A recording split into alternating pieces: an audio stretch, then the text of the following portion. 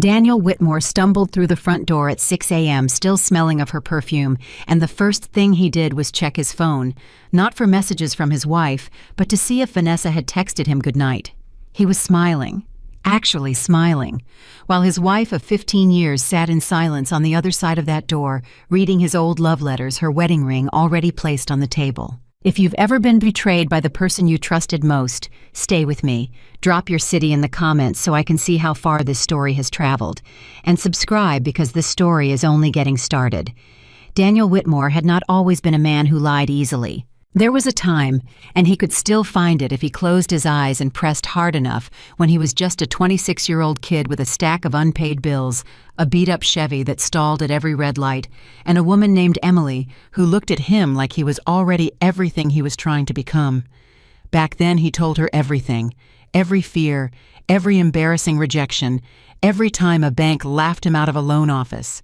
Emily would sit across from him at their little kitchen table, the one they'd bought secondhand from a garage sale in Wicker Park, and she would pour him coffee and say, "Tell me what happened, all of it." And he would, because she was the only person in the world who made failure feel temporary. That man was gone now. The man who walked through the front door of his Lincoln Park mansion at 6:17 in the morning was something else entirely. He was Daniel Whitmore, founder and CEO of Whitmore Capital Group, a real estate investment firm worth close to $90 million. His name appeared on buildings. His face appeared in Chicago Business Magazine. He had a driver named Marcus and an assistant named Priya, who scheduled his entire life in 15-minute increments. He wore a watch that cost more than most people's cars. He had everything except honesty. He stepped into the foyer, and the first thing he noticed was the smell. Clean, too clean, like someone had gone through the entire house with a lemon-scented cloth and erased every trace of life from the air. He assumed the housekeeper had come early. He dropped his coat on the hook without thinking and rolled his shoulders. He was tired in the good way, the way that comes after a night, when you feel like a younger version of yourself, before responsibility and reputation had begun pressing down on you like a slow, invisible weight. He pulled out his phone. No texts from Emily. That wasn't unusual. Emily rarely texted him when he came home late. She had stopped asking questions about his schedule maybe 8 months ago, and honestly, that had been a relief. It meant he didn't have to invent as many explanations. He had convinced himself her silence was indifference. He had convinced himself their marriage had quietly expired the way milk does not dramatically, just gradually, until one day you open it and realize it's already gone bad. He walked into the kitchen. I was going to make himself a coffee and sit at the island and scroll his emails and let the morning begin the way it always did. But the kitchen was wrong. He couldn't name it at first. He just stood in the doorway and felt it, that animal instinct that something in your environment has shifted. The countertops were bare. Emily kept a small herb garden on the windowsill, basil and rosemary in terracotta pots she brought back from a trip to Florence 4 years ago. They were gone. The little clay dish where she kept her keys and her chapstick and a spare house key for her sister Claire gone. The photograph that had been stuck to the refrigerator with a magnet since 2019, the one of them at a benefit gala in the early years of the company, when they were still laughing easily together, gone. Daniel's chest did something strange. He told himself he was imagining it. He walked upstairs. The bedroom door was open. That was normal. He stepped inside, and the wrongness hit him like a wall of cold air. Emily's side of the closet, he could see the closet door was ajar, was dark. He crossed the room. He pulled the door open all the way. Her clothes were gone. Every dress, every blouse, every pair of shoes arranged in that careful, color-coordinated way she had always kept them. Gone. The hangers were bare. Not a single item remained. He stood there holding the closet door for a long moment. His mind tried to construct explanations. She was reorganizing. She was donating things. There had been a misunderstanding about dry cleaning. He knew none of these were true. He walked to her vanity table. Her jewelry box was closed. He opened it. The expensive pieces were still there, the diamond earrings he'd given her for their 10th anniversary, the sapphire bracelet from a business trip to Paris, the string of South Sea pearls. She had left everything he had purchased. She had taken only the things she had chosen for herself. Her grandmother's cameo brooch, a simple gold ring that had belonged to her mother. A small photograph tucked into the velvet interior of the box, she had taken that too. He didn't even know what the photograph showed until that moment when its absence made him realize he had never asked. He walked back downstairs slowly. That was when he saw the dining room table. He didn't go to it right away. He stood at the bottom of the staircase and looked at it from across the room, the way you look at something you already know is bad before you allow yourself to approach it. There was an envelope in the center of the table, white, plain. His name written on it in Emily's handwriting, that neat, deliberate cursive she had used her entire life because her third-grade teacher told her beautiful handwriting was a form of self-respect. He crossed the room. He picked up the envelope. Inside were 3 things. The first thing was a set of papers, legal formal dense with language that his eyes skimmed without fully processing, until one phrase stopped him cold: petition for dissolution of marriage. The second thing was her wedding ring. The original one, the simple gold band he had given her 22 years ago when they were still too broke to afford anything with a stone. She had worn it every single day of their marriage. She had refused when he offered to upgrade it after the company took off. "This one means more," she'd said. "This one was from when you loved me without anything to offer but yourself." He had thought that was sweet at the time. Now he held it in his palm, and it felt like something heavy, something with mass far beyond its actual weight. The third thing was a handwritten note, one side of one piece of paper. He had to read it 3 times because the first 2 times his brain kept sliding off the words. "Daniel, I spent years standing beside you while you built your empire. I believed in you when you didn't believe in yourself. I kept your secrets, managed your fears, and held your world together with both hands while you looked past me like I was furniture. I know about Vanessa. I have known for a long time. I am not writing this to hurt you. I am writing this because I want you to understand that I'm not leaving in anger. I'm leaving in clarity. I finally understand that I was the only one still protecting our marriage. I don't want revenge. I don't want your money. I only want my freedom. Please do not look for me. Goodbye, Emily." Daniel read it a 4th time. Then he set it down on the table very carefully, the way you set down something you're afraid of breaking, even though you already have.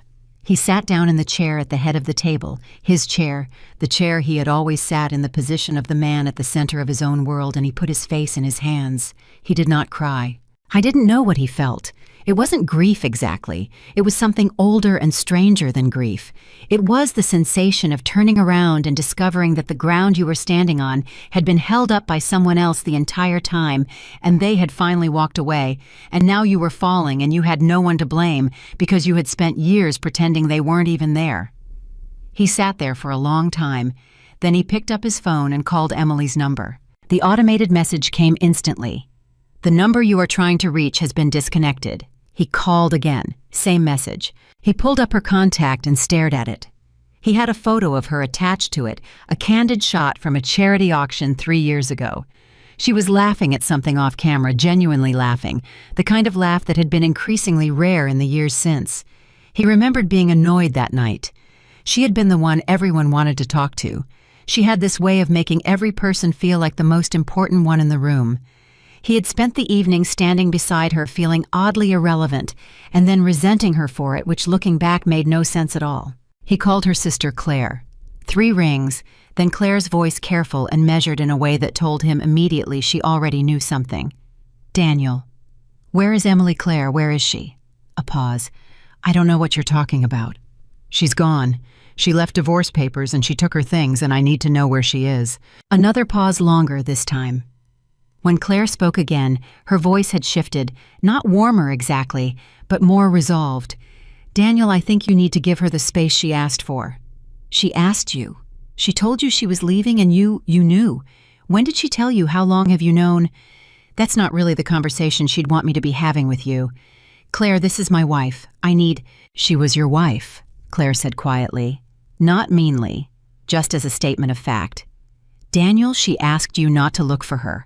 I think you should respect that. I really do." And then gently but firmly, she ended the call. Daniel stared at his phone. He called 3 of Emily's friends, women she'd known from her charity work, from the foundation she ran, women he'd seen at dinner parties and smiled at across tables. Not one of them claimed to know where she was. Not one of them seemed particularly surprised by his call.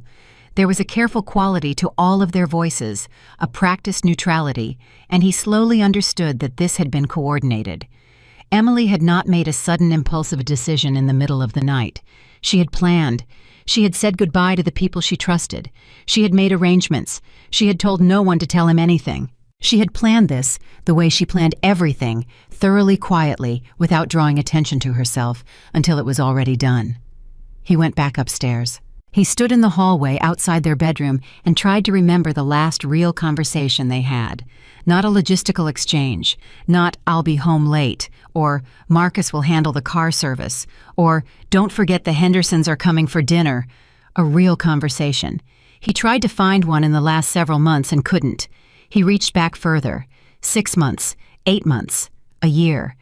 There had been a moment at Thanksgiving her family had come, her parents and Claire's kids, and Emily had made the whole dinner herself, and the table had been beautiful, and he had sat at the head of it feeling proud and comfortable, and had looked at Emily at the other end, and thought in a distracted way, "She looks tired." And then someone had asked him about the new development project in the West Loop, and he had turned away from her and begun talking, and he didn't look at her again for the rest of the evening. That was the last time he could remember seeing her clearly. He pushed open the bedroom door. He sat on the edge of the bed on her side. He never slept on her side, hadn't in years, but he sat there now because it felt like a form of penance he hadn't earned the vocabulary for. The pillow still held the faint, familiar scent of her. That shampoo she used, the one that smelled like something botanical and clean. He had bought her expensive perfumes over the years, and she had used them occasionally and always returned to that shampoo. He had teased her about it once. She had laughed and said, "Some things just smell like home." I thought about Vanessa. He thought about where he had been 12 hours ago. The hotel, the dinner she had organized at a restaurant where every table cost $500 just to sit, the champagne, the version of himself that Vanessa reflected back to him, bold, successful, untouchable.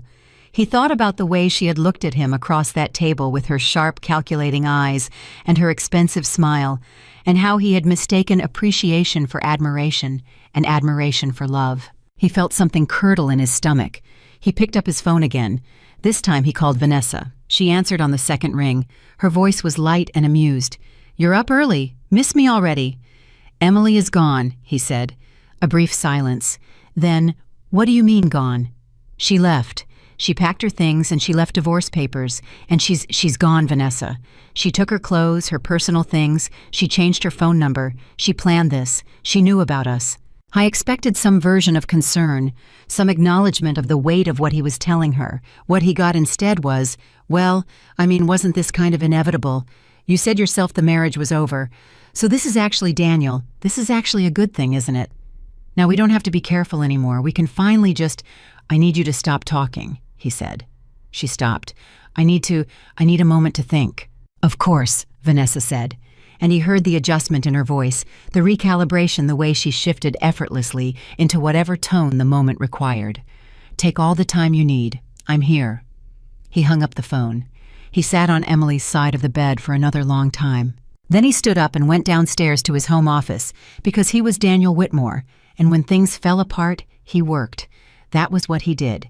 That was what he had always done. Problem, solution, execution. He would find Emily's attorney. He would talk to her. He would explain that whatever she thought she knew, whatever version of events she had constructed in her absence, the reality was more nuanced. He would fix this. He opened his laptop. He tried to access his company's main financial portal, a habit so automatic that his fingers moved before his mind fully engaged with the decision. He typed in his credentials. The screen returned a single quiet error message that he read twice before it registered. Access denied.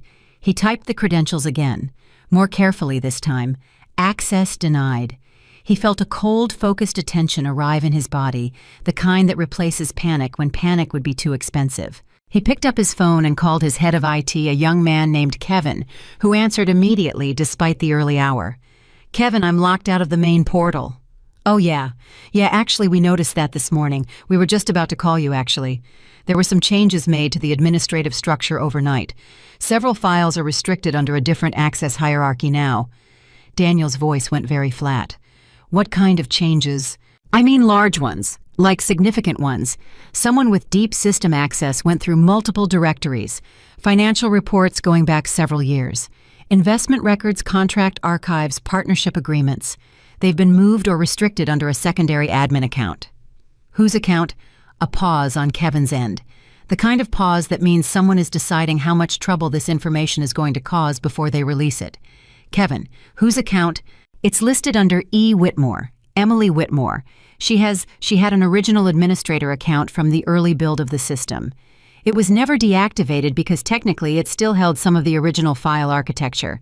We always meant to migrate her out of the system, and just it never came up as a priority because the account hadn't been actively used in so long that we kind of forgot it existed. Daniel said nothing. Mr. Whitmore, when was this account last accessed? Another pause. Longer. Over the last 8 weeks, multiple sessions, off hours mostly, weekends, late evenings. Daniel's hand tightened around the phone. She's been in the system for 8 weeks. The access logs show a pattern of yes. I can send you the full log if you want. It's extensive. He hung up without responding. He stood in the center of his home office, and he thought about Emily. Emily, who had sat across from him at that second-hand kitchen table in Wicker Park 20 years ago, learning QuickBooks from a YouTube tutorial because they couldn't afford an accountant.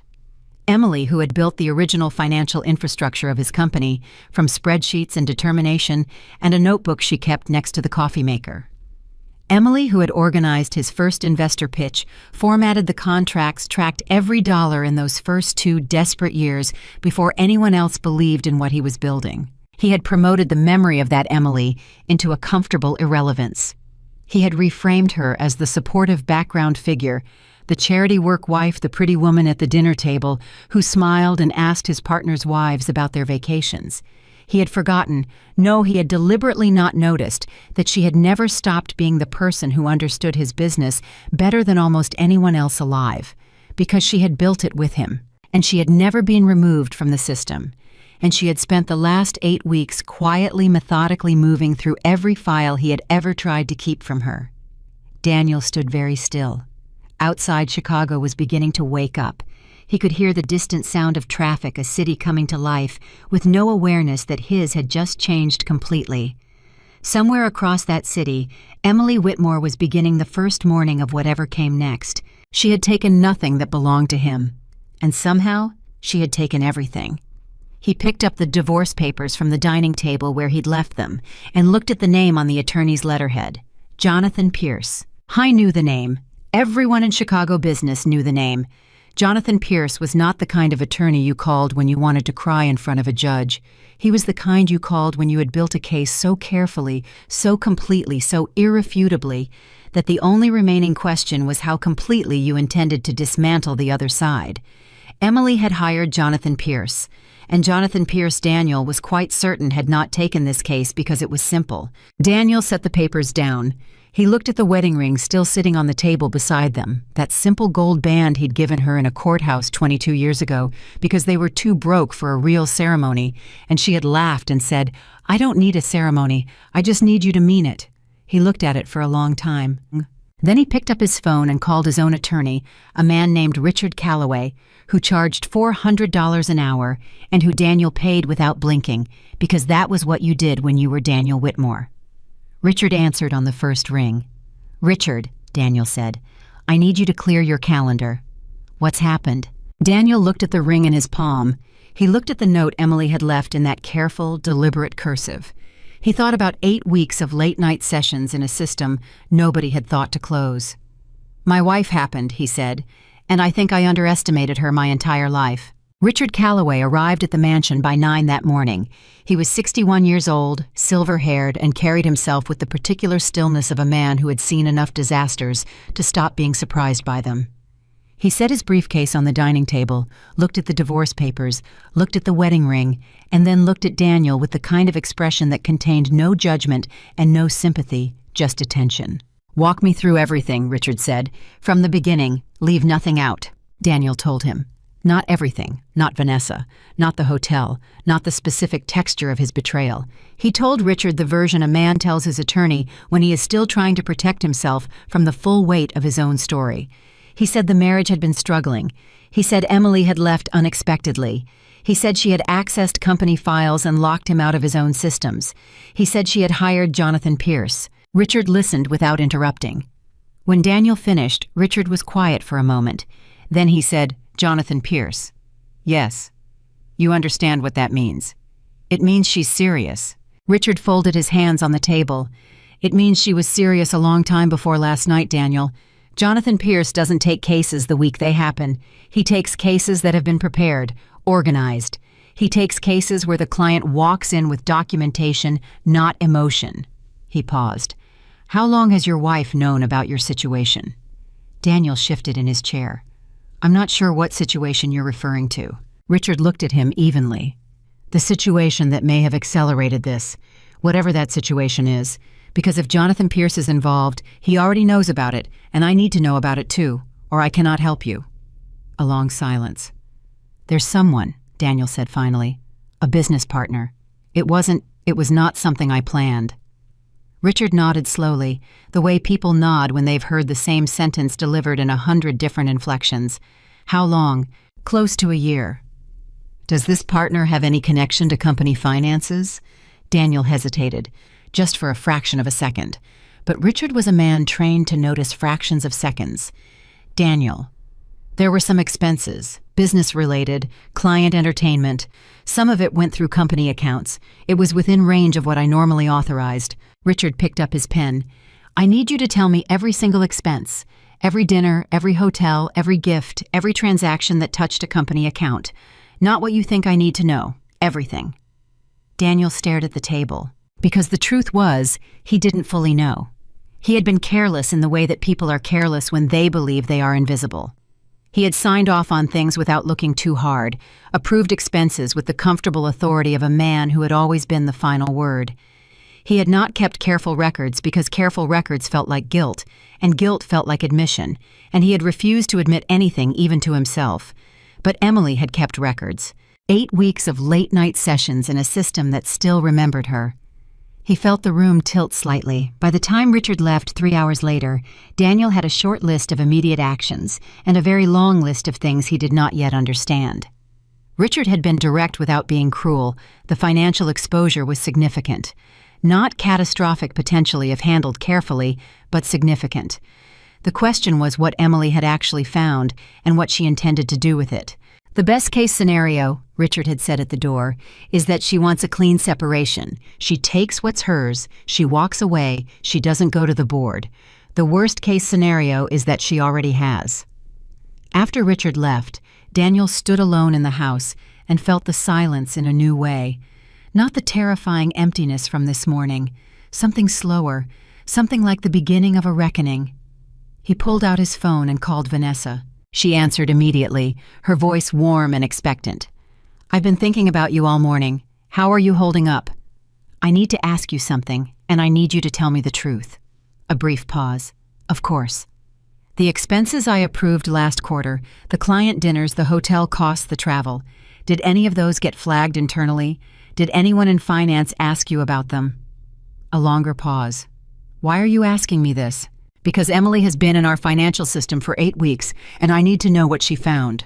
The silence on Vanessa's end had a different quality now, less warm, more calculating.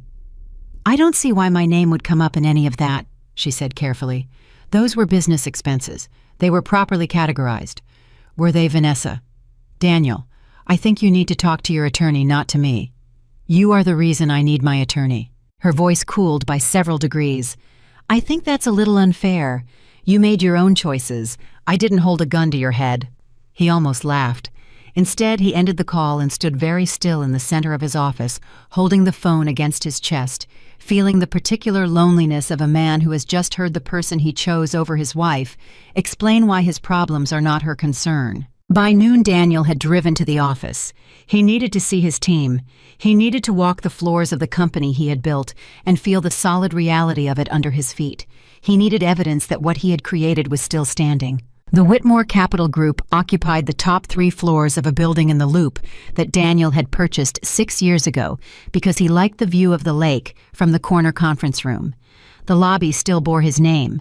The receptionist still greeted him the way she always did, with a bright professional smile that said nothing was wrong. He took the elevator to the 31st floor and walked through the glass doors and the open floor plan of the investment division and nodded at the people who looked up from their screens. Everything looked normal. Everything felt wrong. He went to his office and called Kevin back. "Send me everything," he said. "Every access log. Every file that was opened, moved, copied, or flagged under that account. Send it all." Kevin sent it within 20 minutes. Daniel spent an hour going through the logs. He was not a detail man he had never been. He was a vision man, a deal man, the person who walked into a room and convinced other people that the future was worth betting on.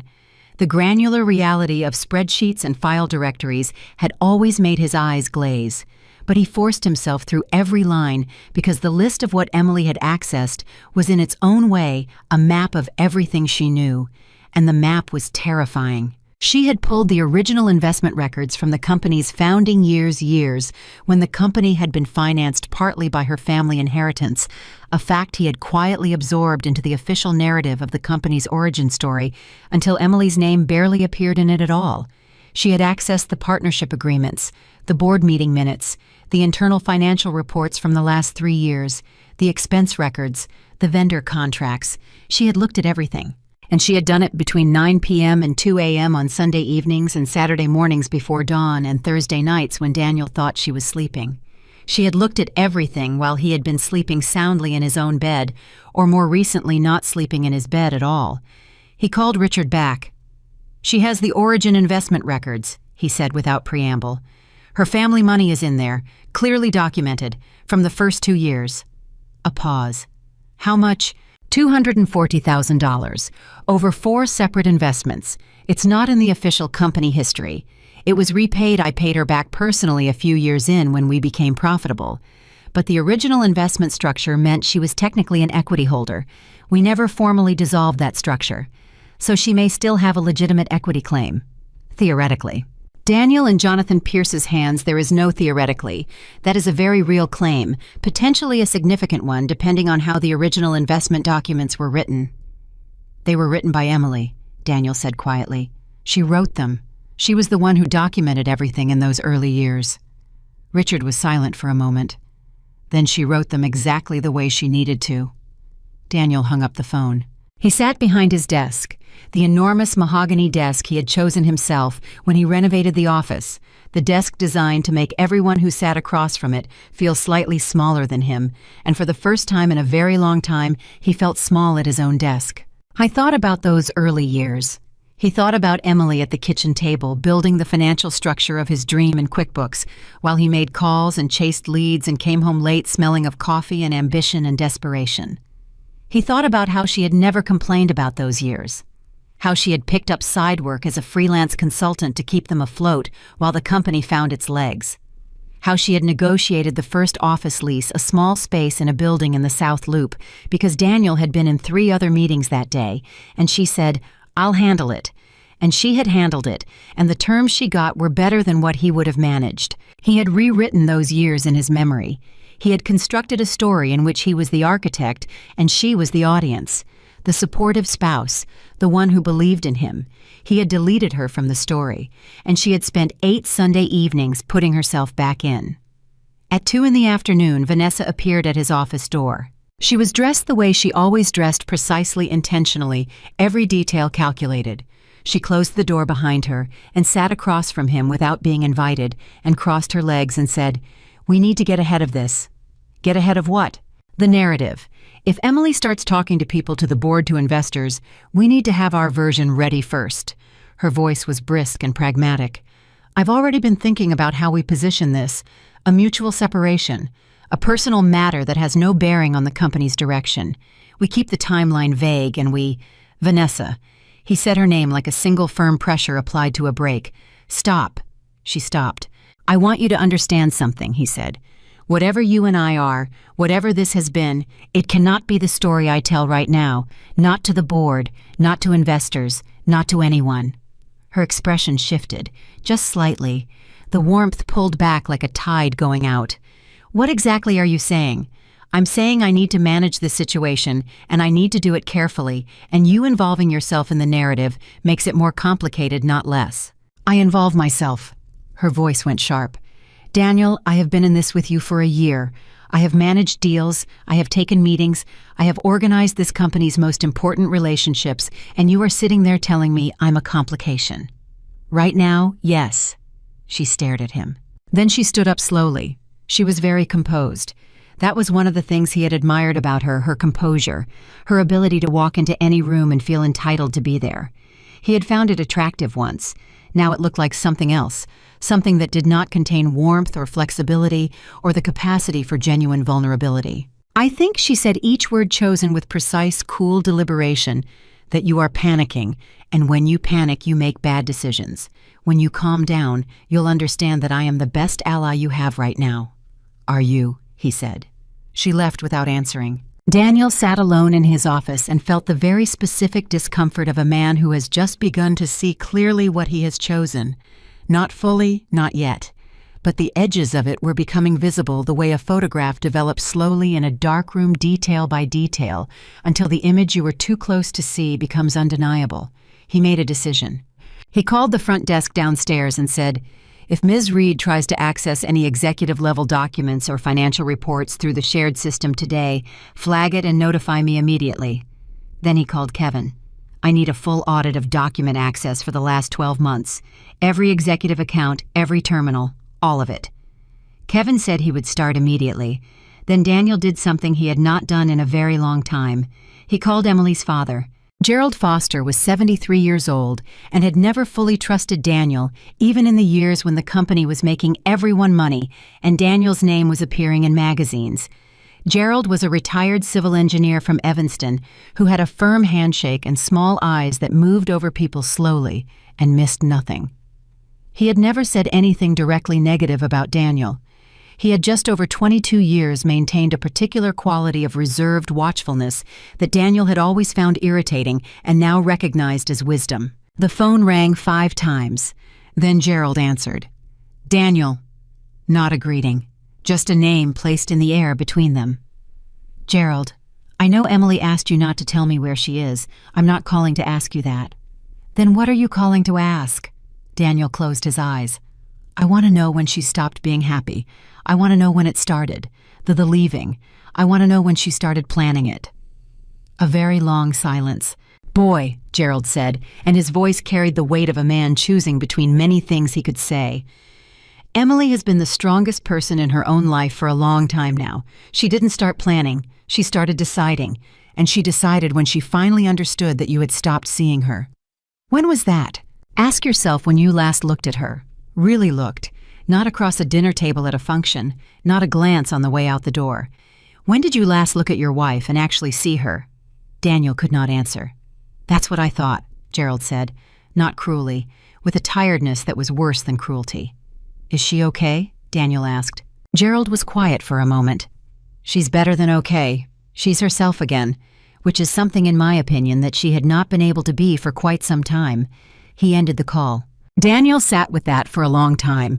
She's herself again, as if she had temporarily ceased to be herself somewhere along the years of being his wife.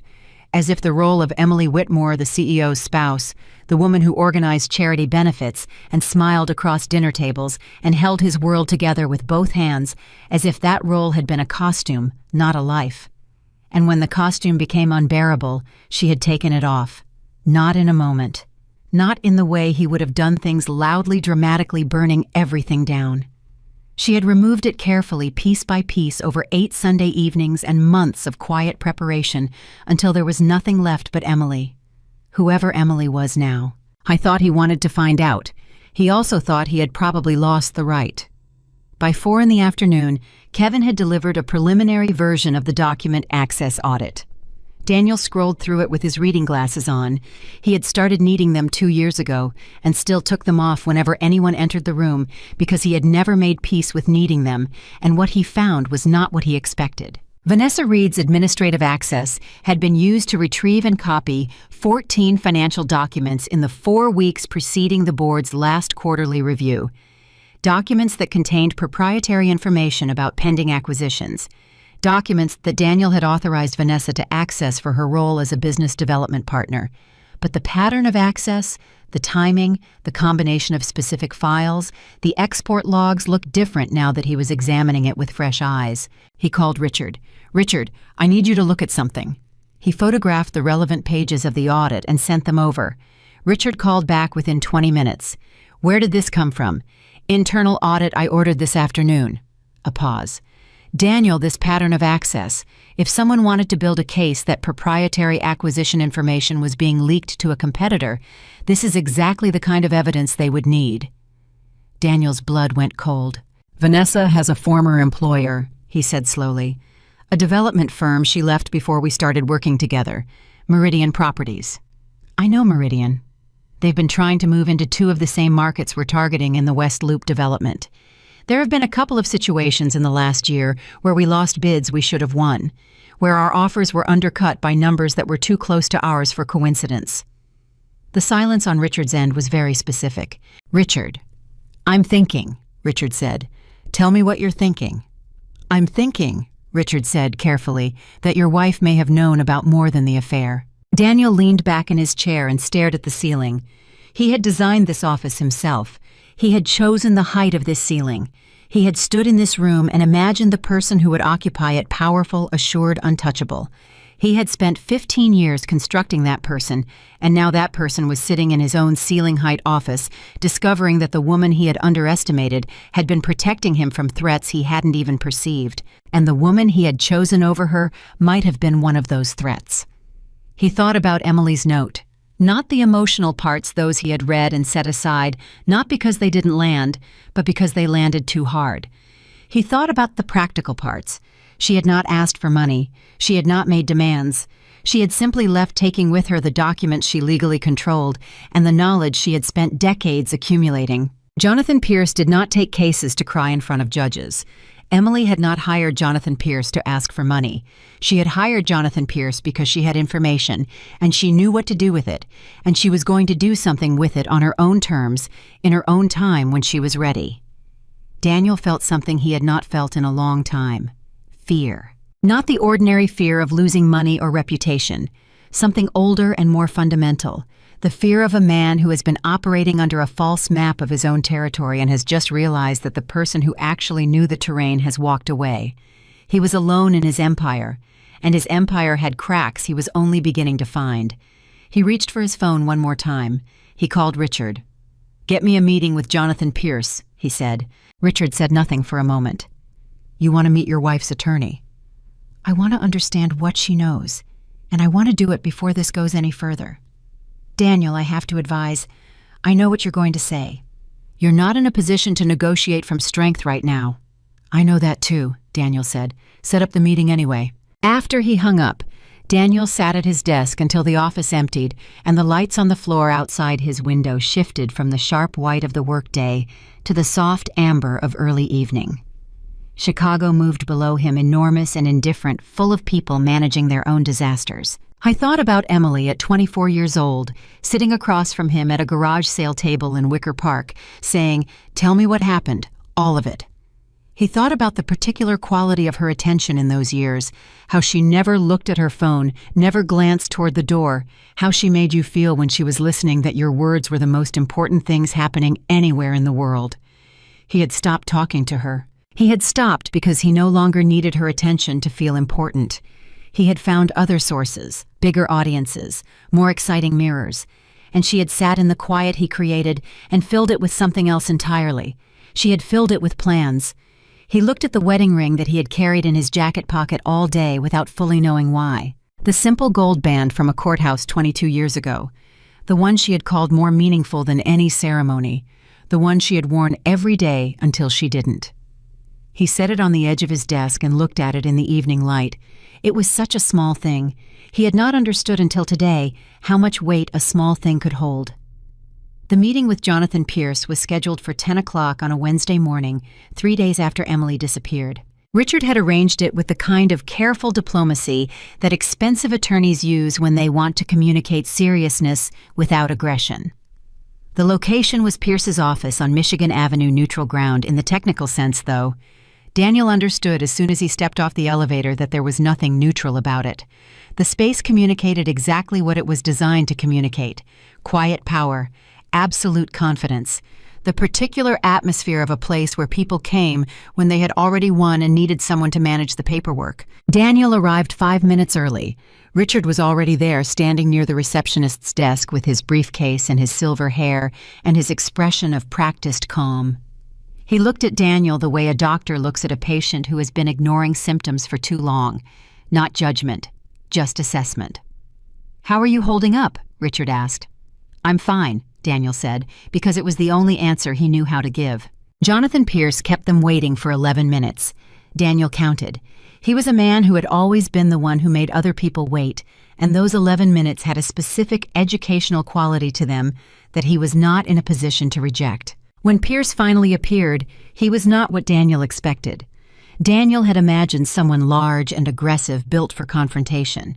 Pierce was 60-something slight with wire-rimmed glasses and the unhurried manner of a man who had never once felt the need to raise his voice to be heard. He shook Daniel's hand with a grip that was brief and firm and told him absolutely nothing. "Mr. Whitmore," Pierce said, "thank you for coming. Thank you for agreeing to meet."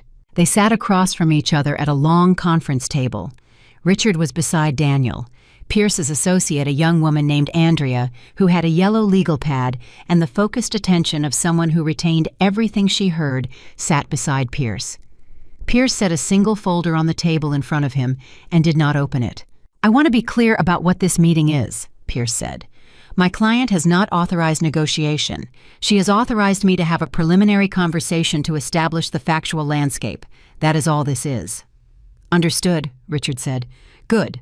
Pierce looked at Daniel directly, not aggressively, just completely. "Mr. Whitmore, I'm going to tell you some things. I'd encourage you to listen rather than respond. When I'm finished, we can discuss next steps."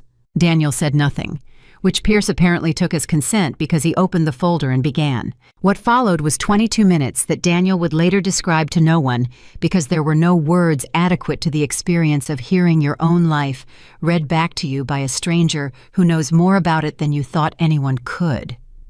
Pierce spoke quietly and without drama, which made it worse. Drama would have given Daniel something to push against. Pierce's calm was like water. It simply went around every defense and kept moving. Emily had documented the affair beginning 11 months ago. Not from suspicion, Pierce explained, but from a specific incident. A hotel receipt that appeared in the shared credit card statement for a hotel Daniel had told her he was not at. She had not confronted him. She had started keeping records. She had photographed the financial statements. She had preserved copies of internal expense reports. She had consulted a forensic accountant quietly, privately, without telling anyone in Daniel's circle, who had reviewed the company's expense structure and identified a pattern of personal expenses routed through business accounts, totaling over 14 months, approximately $340,000. Daniel felt the number land in his chest like something physical. He kept his face still. Pierce continued. Emily had obtained through her original administrative access documentation showing the structure of the original company investment, her family money, her grandfather's contribution, her own inheritance, totaling $240,000 over the company's first 2 years. The forensic accountant had assessed the current equity value of that original investment accounting for the company's growth trajectory. The number was not $240,000. The number was considerably larger. Pierce paused at that point just briefly and looked at Daniel over his glasses in a way that suggested he understood exactly what those numbers meant and was giving Daniel a moment to understand them too. Richard put his hand on Daniel's arm, a quiet, preventative gesture. Daniel breathed. Pierce continued. Emily had also, Pierce said, identified a pattern of document access within the company system that was not attributable to Daniel or to Emily, but to a third party with executive-level access. She had provided this documentation to a securities attorney she had consulted independently. The securities attorney had noted that the pattern of access, combined with the subsequent loss of 2 competitive bids in the West Loop development market, raised questions that were of potential interest to the Illinois Department of Financial and Professional Regulation. And that was when Daniel's composure finally cracked. Not visibly, he was too practiced for that. But something shifted behind his eyes, something Pierce noticed because Pierce noticed everything. My client, Pierce said, has not filed any complaint with any regulatory body. She has preserved the documentation and retained counsel. What she chooses to do with that documentation is entirely within her discretion. What does she want? Daniel said. His voice was flat and controlled and gave away almost nothing. I told you. I know what you told me. I'm asking what she actually wants, not what she's legally positioned for. What does Emily want? Pierce closed the folder. He regarded Daniel for a moment with those steady, unhurried eyes. She wants her freedom, Pierce said. She wants acknowledgement of her original investment and appropriate equity recognition. She wants a clean separation from any legal exposure connected to company activities she was not party to, and she wants to be left alone. She's not going to the board, Daniel said. It was not quite a question. I didn't say that. But she hasn't yet. Pierce didn't answer. She's giving me a chance, Daniel said. Richard pressed his arm again. This meeting, Pierce said carefully, is the beginning of a process, not a negotiation, a process. My client will make her own decisions in her own time. I would encourage you to respond to the formal divorce filing through appropriate legal channels and to take the financial documentation seriously. After the meeting, Daniel and Richard stood on Michigan Avenue in the sharp November air, and Richard said nothing for a full 30 seconds, which was the most eloquent thing he could have communicated. Talk to me, Daniel said. The securities issue is the one that worries me, Richard said. If that documentation finds its way to a regulator, it becomes a different kind of problem entirely, one that is not resolvable through a divorce settlement. Vanessa, Daniel said. I don't know that yet, neither do you, but the access pattern you showed me yesterday and what Pierce just described, there's a connection there that needs to be examined very carefully. And Emily found it. Emily found it, Richard confirmed. They stood there on the sidewalk, and the city moved around them oblivious. She's protecting me, Daniel said slowly. Even now. She hasn't gone to the board. She hasn't filed anything with the regulators. She's holding it. Because if she releases it, it destroys the company and everyone whose livelihood depends on it. Richard said nothing, which was its own form of confirmation. She found evidence that might constitute securities fraud potentially involving my business partner, and instead of taking it immediately to authorities and watching everything burn, she held it and sent me to Jonathan Pierce to give me the chance to handle it myself. Richard cleared his throat. That is one interpretation. Tell me a better one. Richard was quiet for a moment. I can't, he admitted. Daniel thought about Emily at the kitchen table 20 years ago. He thought about her saying, "Tell me what happened, all of it." He thought about her reading the financial statements on Sunday evenings while he was elsewhere, and finding something far worse than evidence of an affair, and making the choice quietly, characteristically quietly, not to burn it all down, but to hand him the tools to fix it if he was man enough to try.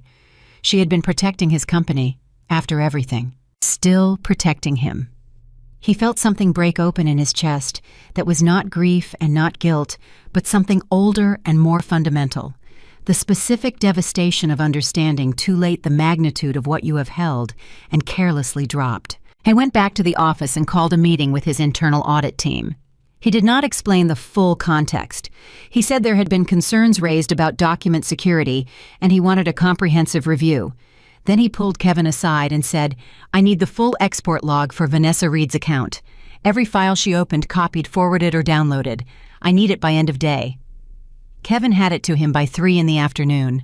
Daniel spread the pages across his desk and went through them with the reading glasses he stopped taking off when people entered the room, because that particular vanity felt very small now.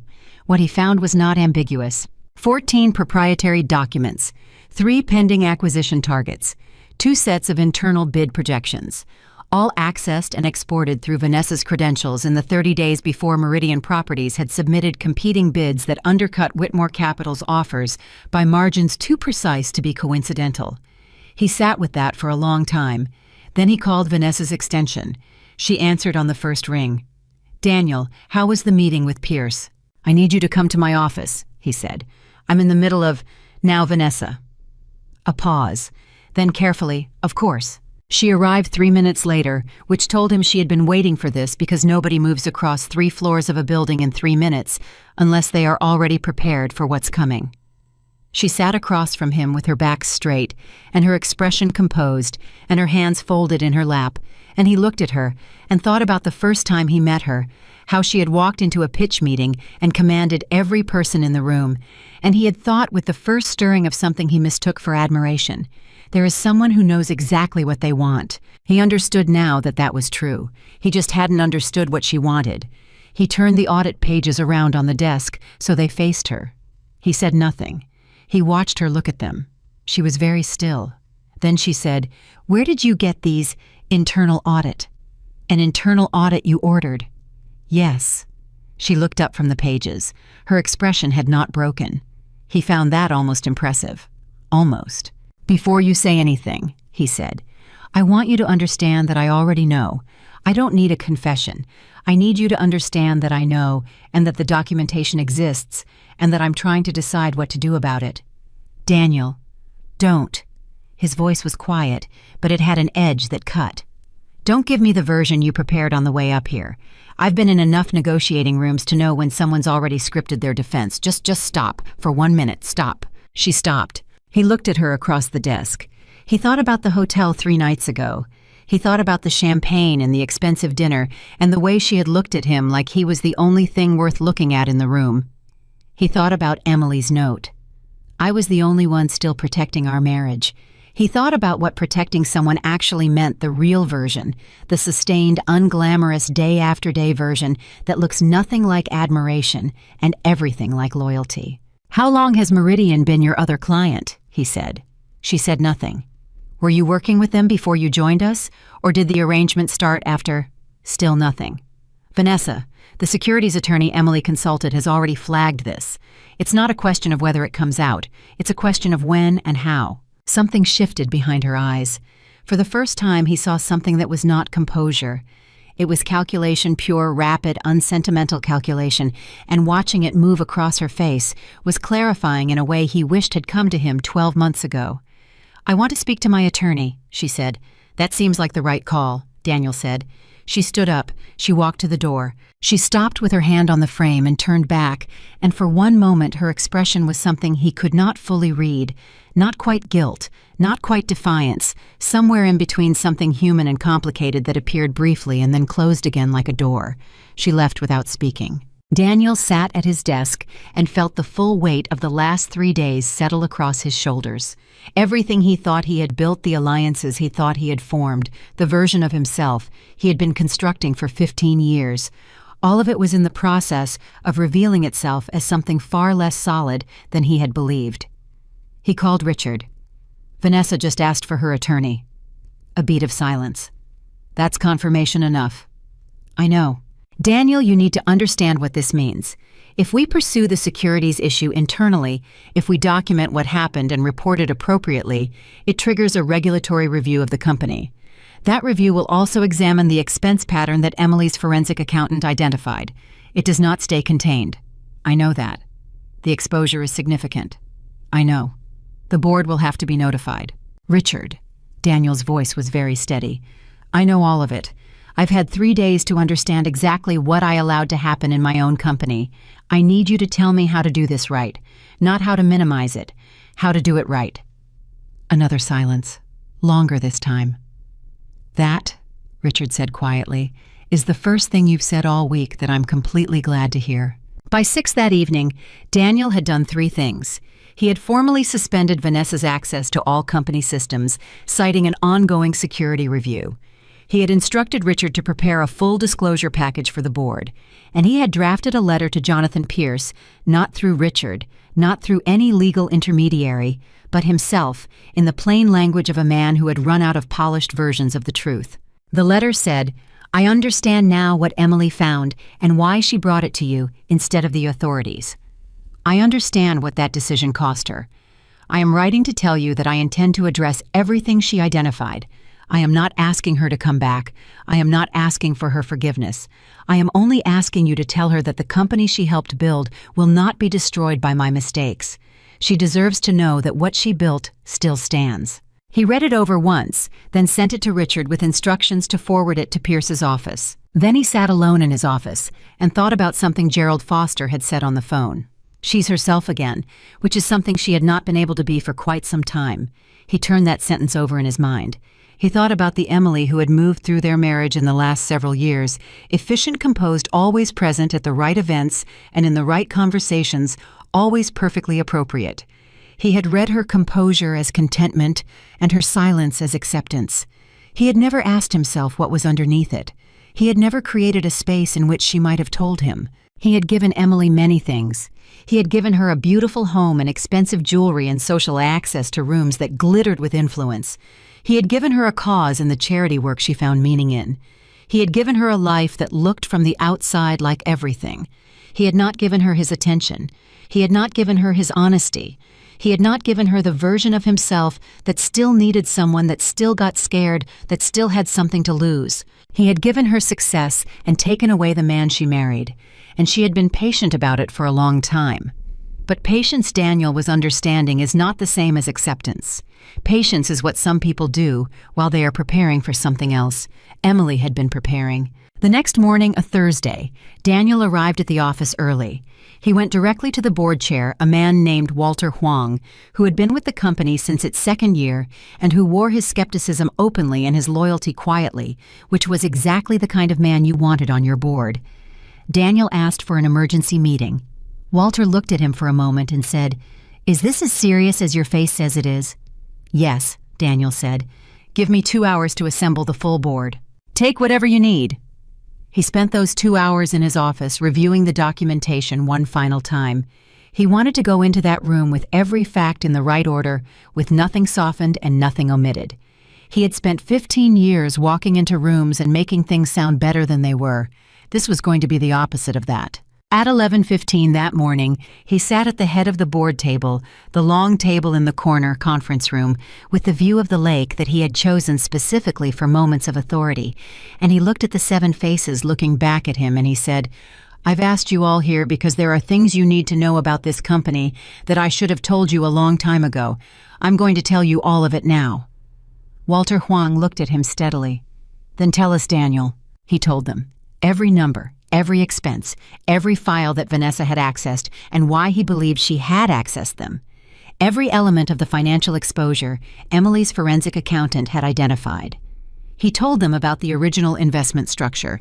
Emily's money in the company's foundation never formally resolved a claim that was legally valid and that he intended to honor fully. He did not tell them about the affair. That was not relevant to the board.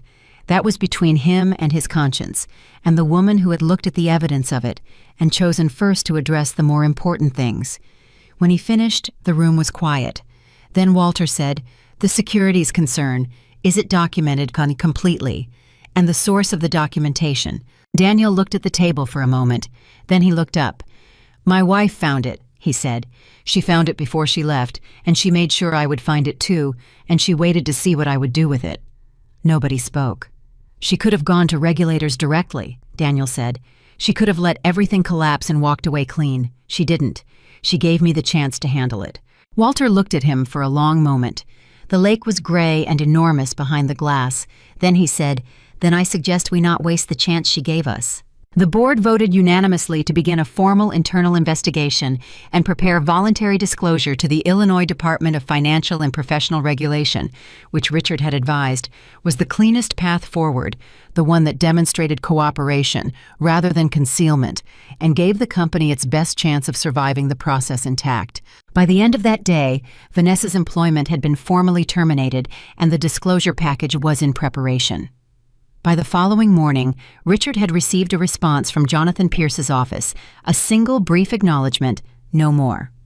Pierce's associate Andrea had written, "Your correspondence has been received and passed to our client." Daniel did not know what Emily would do with it. He did not know if she would respond or what shape that response might take, or whether anything he had done in the last 4 days was sufficient to constitute any form of accountability for the years that preceded them. But he had done it. Not to get her back. He was not naive enough anymore to believe that was a transaction he could complete. He had done it because she had found the worst thing in his house, and instead of burning it down, she had handed him the keys and walked away. And the absolute bare minimum that she deserved was for him to unlock the door and go inside and face it. He sat in his car that evening in the parking garage beneath the building. He didn't drive, he just sat. He thought about 15 years of marriage and 22 years of knowing someone, and how devastatingly possible it was to know someone and still fail to see them. He thought about Emily in whatever space she had moved into. Herself again, her father had said.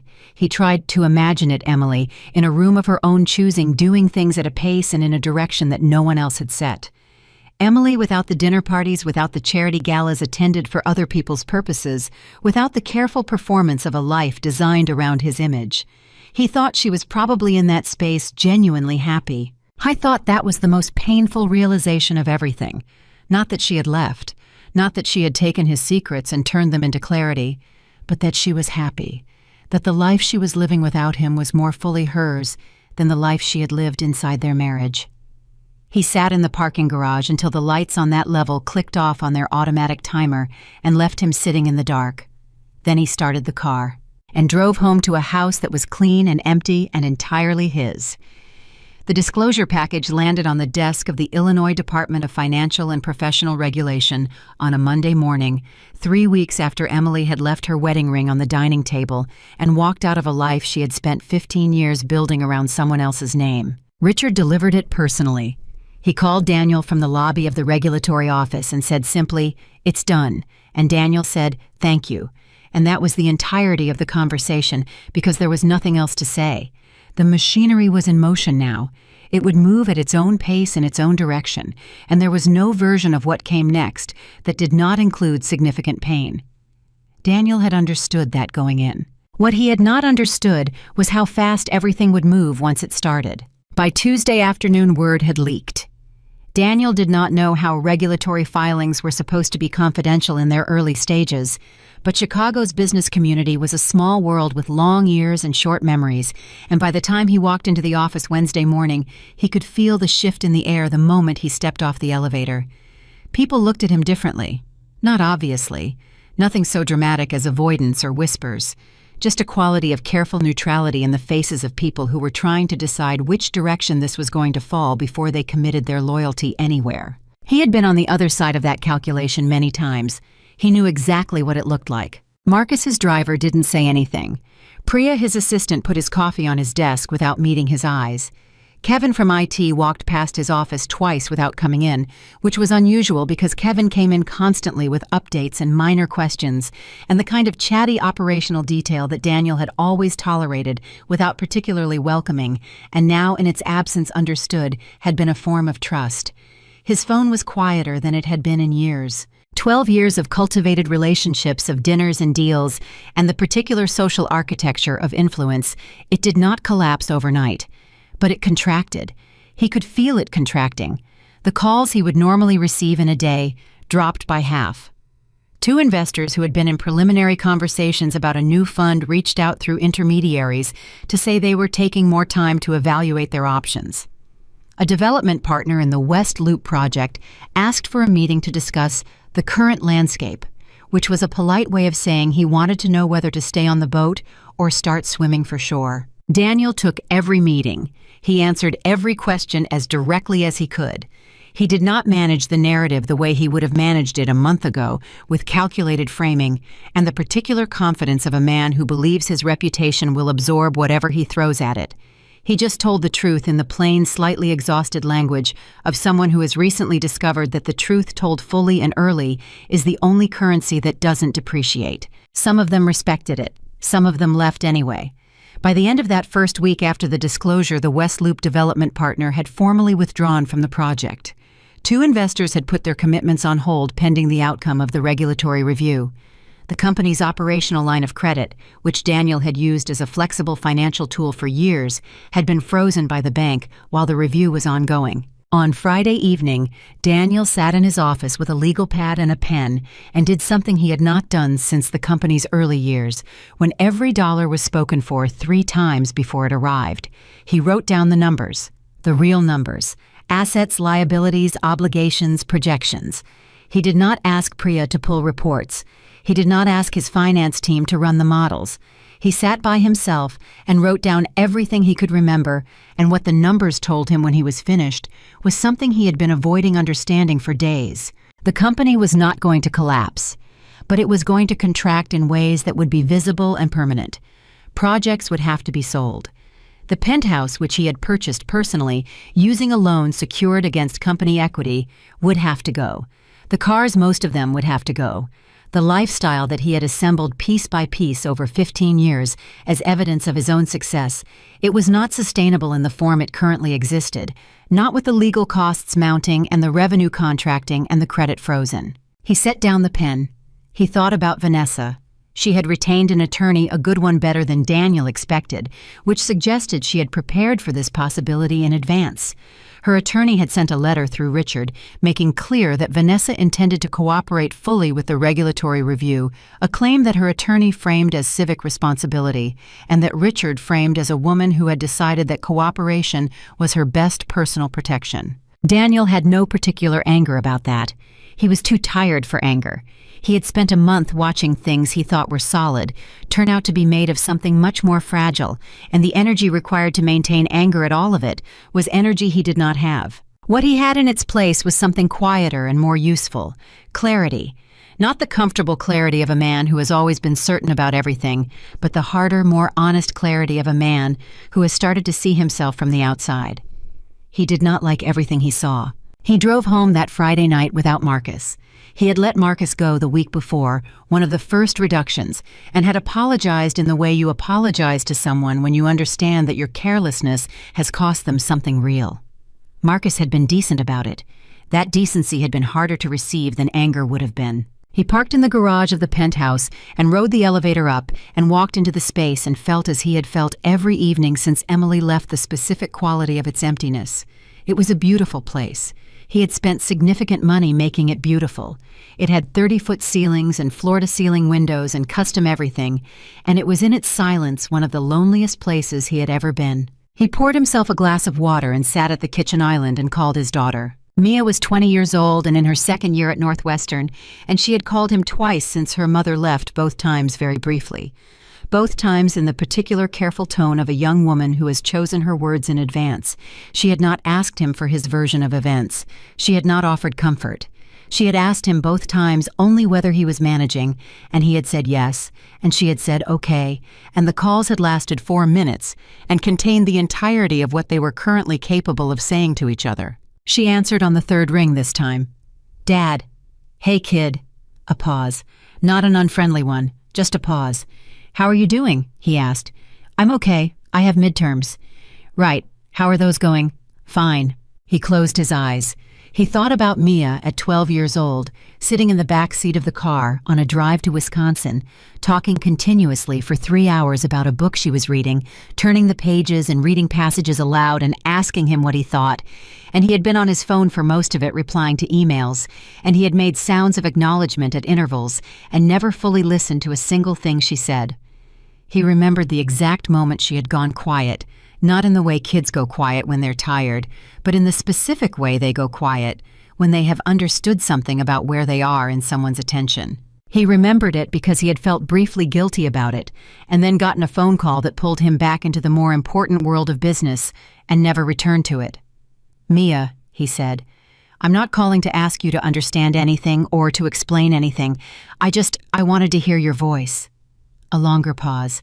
Then very quietly she said, "She's okay, Dad, in case that's actually what you're calling to find out." He let out a breath. "Yeah," he said. "That's part of it. She sounds better than she has in a long time. I talked to her last week for 2 hours. We haven't talked for 2 hours since I was probably 14. That landed somewhere soft and unprotected in his chest. "I'm glad," he said, and he meant it even though it hurt. "Are you actually okay?" Mia asked. "I'm figuring some things out." That's not really an answer. "No," he admitted. "It's not." He paused. "I made a lot of mistakes, Mia. With your mother. With the company. With the way I've been running my life for a long time.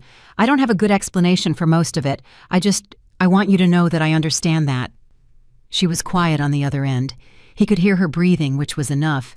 He was just glad she hadn't hung up. "Mom told me once," Mia said carefully, "that the hardest part of loving someone who's always achieving things is that they never stop long enough to understand what they already have." He said nothing. "She said it a few years ago. I think I was maybe 16. I didn't really know what she meant at the time. Do you understand it now? He asked. Yeah, she said. I think I do. They talked for another 20 minutes after that, which was longer than they had talked in years and shorter than he would have chosen. When they said goodnight, she said, "Call me next week," and he said he would, and he meant that too. He sat at the kitchen island for a long time after she hung up. The next several weeks moved with the grinding, unglamorous momentum of consequence. The regulatory review progressed. Daniel cooperated fully, which Richard confirmed was being noted. Vanessa's attorney had delivered documentation to the regulators that was, according to Richard, partially self-serving, but also corroborating of the timeline Daniel had provided, which meant that despite everything, the facts as Daniel had presented them were holding up. The board met twice more in that period. Walter Huang ran both meetings with the methodical fairness of a man who understood that what was needed was not punishment, but correction, and that the difference between the two was significant. The board restructured the executive authority.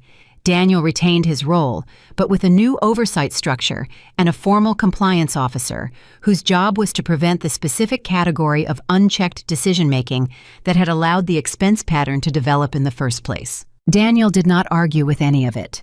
He understood that what Walter was doing in his quiet and efficient way was giving the company a path forward.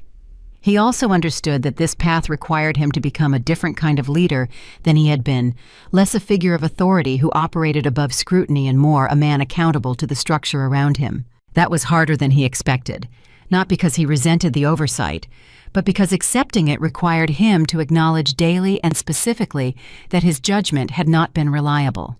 That the version of himself he had presented to the world for 15 years, decisive, visionary, untouchable, had been partly performance, and the performance had covered for errors that a more accountable structure would have caught. Emily would have caught them. I thought about that frequently. In the early years before he had grown too large and too certain for input, Emily had been his best editor. She had a way of looking at his plans and finding the single load-bearing assumption he had not tested and pointing to it and saying, "What happens if that part isn't true?" He had found it useful then. Later he had found it inconvenient. Later still he had stopped consulting her. He had replaced her with people who told him what he wanted to hear. And he had called that confidence. He sold the penthouse on a Thursday in early December. The sale moved quickly because the market for luxury properties in Lincoln Park was active, and the building was desirable, and Daniel accepted slightly below asking because he wanted it done. He moved into a rental apartment in the West Loop, not small, but normal. A place a person lived rather than a place a person displayed. He put most of the furniture in storage. He kept the kitchen table from the penthouse because it was the one piece of furniture he had chosen himself, with no other consideration than that he liked it, and he liked it because it reminded him in its simplicity of the second-hand table in Wicker Park, where he and Emily had once sat and talked about everything. He called Claire on a Sunday afternoon in December. She answered with the same careful quality as before, but with slightly less of it, as if the weeks had worn down some of the protective edge. "Daniel," she said. "I'm not asking where she is," he said immediately. "I'm calling to ask you to pass something along to her if you're willing." A pause. "What is it?" "I want her to know that the regulatory issue has been handled, that the company's financial structure is being rebuilt correctly, that her original investment is being formally recognized, and the equity value has been calculated and is being held in escrow as part of the divorce settlement, pending whatever Jonathan Pierce determines is the right final number." He paused. "I want her to know that she doesn't need to worry about the company, about the people who work there, about what happens to what she helped build." Claire was quiet for a moment. "You're doing this," she said slowly, "not because your attorney told you to." "No." "Then why?" He thought about it honestly. "Because she protected it when she didn't have to, and I want her to know I understood that it didn't go past me." Another silence. Longer. "I'll tell her," Claire said. "Thank you." He almost hung up. Then Claire said, "Daniel." He waited. "She keeps the charity work, you know, the foundation. She's been running it independently since she left. She's expanding it. She found new funding sources, new partners. She's building something real." A pause. "I thought you should know she's not just surviving. She's thriving."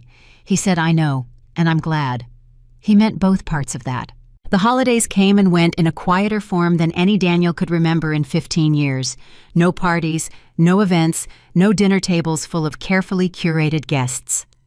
Mia came for Christmas Day just one day because she was splitting her time and being fair, which was exactly the kind of thoughtfulness her mother had modeled for her entire childhood.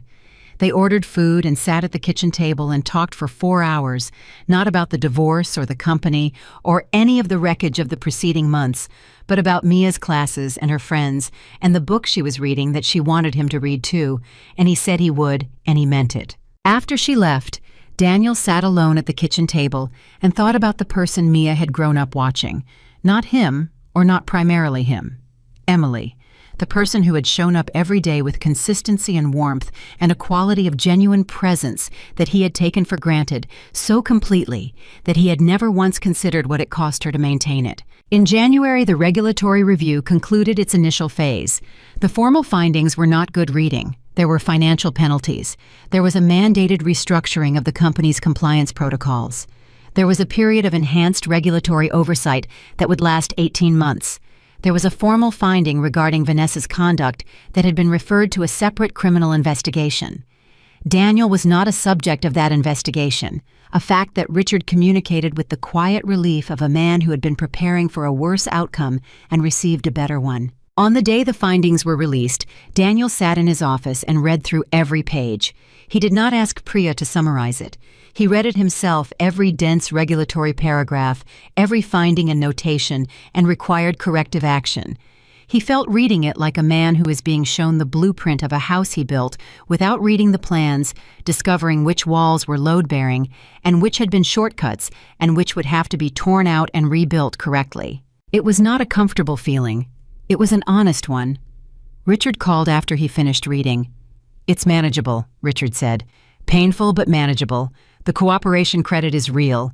The voluntary disclosure made a significant difference." "Emily made a significant difference," Daniel said. Richard paused. "Yes, I think that's fair to say. If she had gone to the regulators herself in the beginning when she first found it before I went to the board before we filed voluntarily, it would have been a different outcome," Richard confirmed. "Considerably different. She chose not to. She chose not to." Daniel looked out the window of his office. The view of the lake was still there. The lake was unchanged. He was the thing that had changed. "Is there anything in the settlement documentation that Jonathan Pierce has raised that we haven't addressed?" he asked. "They've accepted the equity valuation. The escrow amount has been agreed. The remaining items are procedural." Richard paused. "Daniel, the divorce will be finalized within 60 days, barring anything unexpected." 60 days. "I thought about 22 years.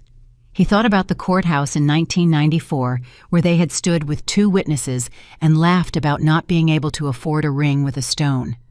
He thought about 15 years of a marriage that had been whatever it had been, complicated, real in the early years, diminished in the later ones, never nothing.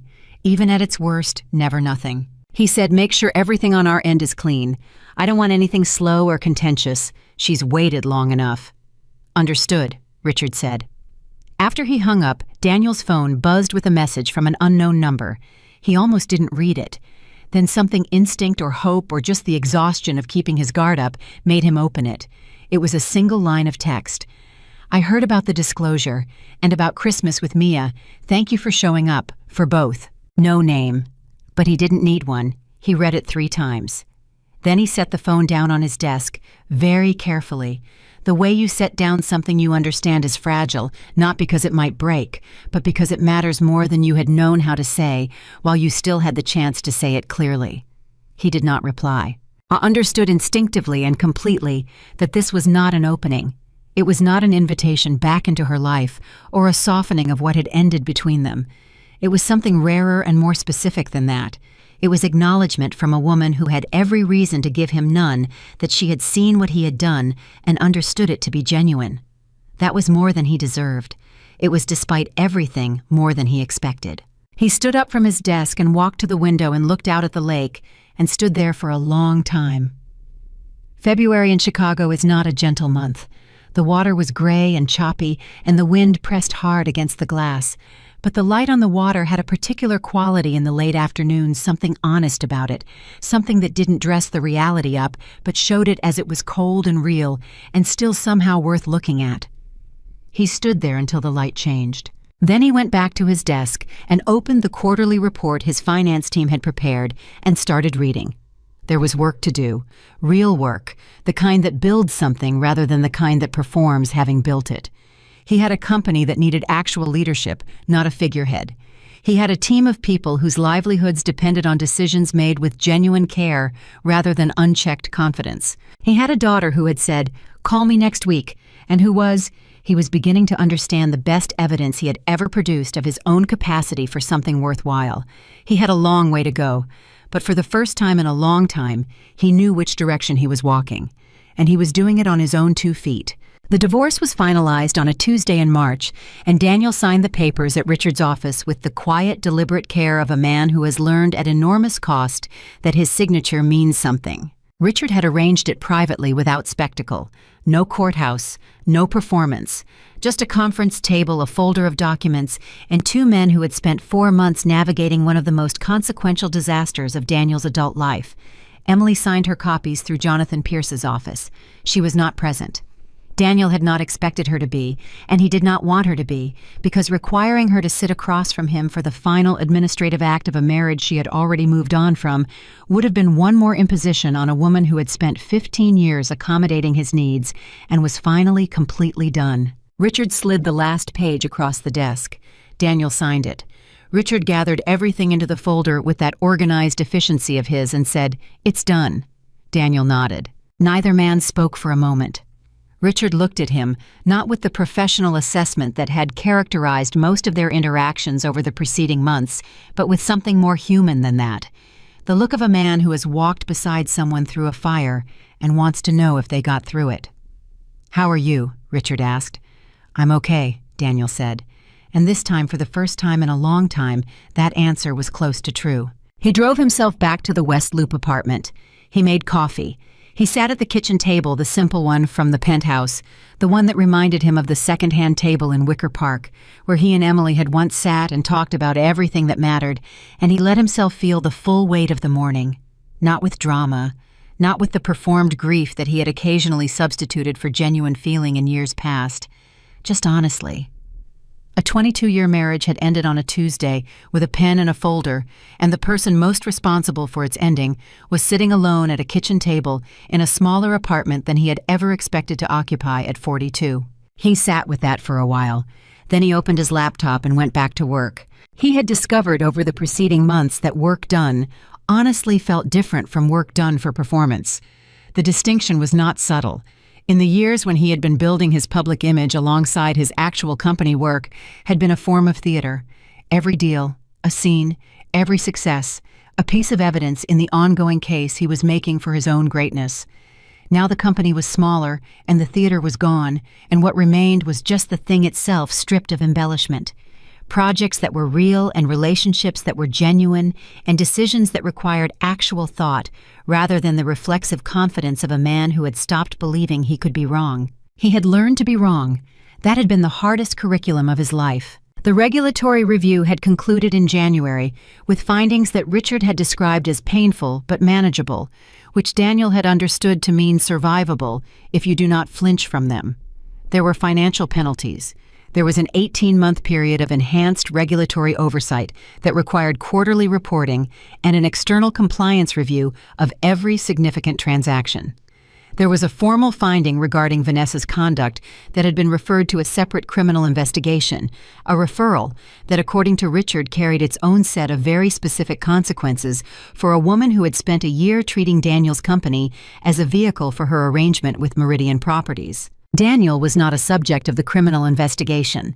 Richard had communicated that fact with the quiet relief of a man who had prepared for a worse outcome. Daniel had felt something when he heard it, not relief exactly, something more complicated. The understanding that he had been protected from a worse consequence, not by his own judgment, but by the actions of a woman he had failed, who had chosen when she found the evidence to give him the chance to handle it, rather than let it detonate without warning. If Emily had gone directly to regulators instead of to Jonathan Pierce, if she had released what she found without giving Daniel the opportunity to disclose voluntarily. The outcome would have been categorically different, and Richard's expression when he explained it told Daniel exactly how different it would have been. She had saved him, even after everything. She had looked at the wreckage of what he had done and made the choice quietly with complete integrity in a way that cost her nothing except the satisfaction of watching it collapse to give him a door out. Not because he deserved one, because she was the person she was. The board had restructured the company's executive authority in November, and Daniel had not argued with any of it. Walter Huang had overseen the process with methodical fairness, and what emerged from it was a company with genuine accountability built into its structure. A compliance officer named Sandra Reyes, who had no patience for anyone's ego and whose first week at the company had involved asking Daniel questions he had spent a decade structuring his world to avoid being asked. He had answered all of them. Sandra had looked at him after the third meeting and said without any particular warmth, but with something that might have been professional respect, "You're actually trying. That's not nothing." Coming from Sandra, Daniel had understood that was close to a standing ovation. By April, 6 months after Emily left her ring on the dining table and walked into a life entirely her own, Daniel was beginning to move through his days with something that resembled genuine momentum, rather than the reactive scrambling of a man managing ongoing crisis. The deals he was working on were smaller than what he had pursued in his peak years, but they were real in the way that things are real when they are not propped up by borrowed confidence or unsustainable scale. He was rebuilding the West Loop development with new partners, slower and more carefully. A fund that had paused its commitment during the regulatory review had come back at a reduced level, and 2 of the investors who returned had specifically cited his transparency during the process as the reason they were still in. He had sold the penthouse in December and moved into the West Loop apartment and discovered unexpectedly that a smaller space was easier to be honest in. There was less room for the performance version of himself. The high ceilings and the floor-to-ceiling windows and the custom everything had required a particular kind of man to inhabit them, a man who needed visible evidence of his own success constantly surrounding him. Without that, what remained was just Daniel. 42 years old, running every morning along the lakefront, making his own coffee, calling his daughter every week as he had promised, and meaning it every time. He had started running in March. He was not fast, and his body reminded him daily of the years he had spent treating himself like a machine to be operated rather than a person to be maintained. But he went out every morning because the cold was real, and the effort was real, and both required him to be entirely present, which was becoming slowly and with conscious effort the thing he most wanted to be. I was on one of those morning runs in late April, in the particular light of a Chicago spring morning that feels like the city is apologizing for February, when his phone buzzed in his jacket pocket. He slowed to a walk and checked it, expecting a message from Priya about the day's schedule, or from Mia about changing their call time. The sender was Jonathan Pierce's office. The subject line read, "Correspondence on behalf of E. Foster." He stopped walking entirely. He stood on the lakefront path with the lake moving behind him, gray and restless, and read the email twice before he fully absorbed it. Emily had reverted to her maiden name. She was Emily Foster now. The email, formal in its framing because it came through Pierce's office, contained a letter that was entirely in her voice, the careful, direct, precisely chosen voice of a woman who says exactly what she means and nothing additional. She wrote that she had been informed the regulatory process had concluded. She wrote that Jonathan had told her the financial settlement had been handled with integrity and ahead of schedule, and she wanted to acknowledge that because she understood it had not been simple and had cost him more than money. She mentioned Sandra Reyes by name and said the hire reflected genuinely good judgment. And then she wrote in the plain, unornamented language that had always been most authentically hers. "I don't say any of this to open a door. I say it because I believe the truth should be spoken when it's been earned. You did the right things. That matters. Take care of yourself. Emily." He read it 3 times on the lakefront path. Then he put his phone back in his pocket and stood there with his hands on his knees and breathed through the feeling that the letter had arrived in something tender and real and not entirely painless, the way healing can be, not entirely painless even when it is genuinely healing. He did not reply. He understood without having to deliberate that the letter was complete in itself. It was not a beginning. It was not an invitation. It was something rarer and more specific, the acknowledgement of one person who has seen another clearly offered without agenda and without sentimentality, and therefore worth more than any response he could have constructed. Emily had given him that freely. He was not going to diminish it by reaching for something it wasn't. He put his earbuds back in and ran the rest of his route. He ran harder than usual. In May, the Chicago Foundation for Women's Leadership held its annual conference at a Gold Coast hotel. Daniel did not attend. He understood completely that showing up in Emily's professional world uninvited was a boundary he needed to respect without being asked twice. But Mia attended because Mia had become quietly involved with the Foundation's university outreach program over the winter. Something she had mentioned to Daniel on a phone call in February, as though it were simply the obvious thing to do, which in her mind it was because Mia had always moved toward genuine work with the uncomplicated directness of someone who had never confused performance with substance. She had gotten that from her mother. Mia called him that evening. He was in the kitchen making dinner, actually making it from ingredients he had bought himself, which was a habit he had developed partly because cooking required his full attention, and full attention was something he was practicing in every available context. He turned the heat down on the stove. "She spoke today," Mia said, "on the main panel."